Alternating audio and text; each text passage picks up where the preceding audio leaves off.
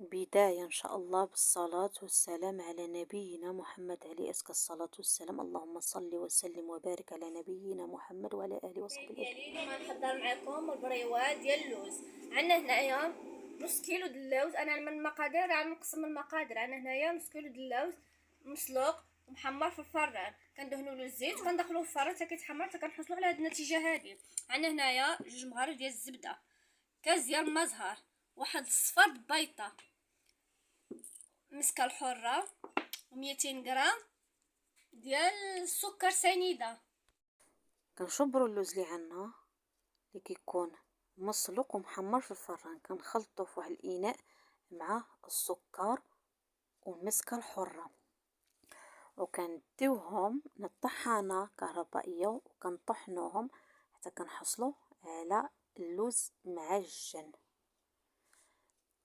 ديك الساعه ملي كنطحنوهم بحال هاد الطريقه نتوما كتشوفوا كيتطحن، عاد كنضيفوا الزبده والمزهر وصفر بيضه، كنزيدو نعملوهم لهم كنعجنوهم حتى كتولي معنا الخليط كيتدور، كترجع دائريه ديك عجينه اللوز ترجع دائريه.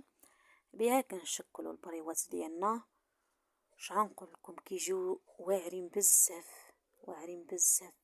ما تسخايشي منهم الا بقيتي لا عدلتو بحال هاد الطريقه ما تبقاوش تشريو مره بريوات الزنقه نهائيا.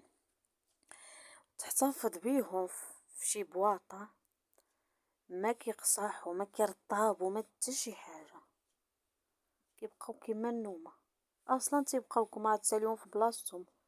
كنعملوهم في الطاوه الفران، طيبتهم في الفران ضد الضوء انا، دهنتهم بالزيت ودخلتهم طيبتهم، بعد عملت لهم العسل. ديك الساعه التزويق على اختيار ديالكم، بغيتو تعملوا لهم اللوز مهرماش، ما بغيتوش هذاك الاختيار نجيبو ديالكم. الزواحده وفتحه.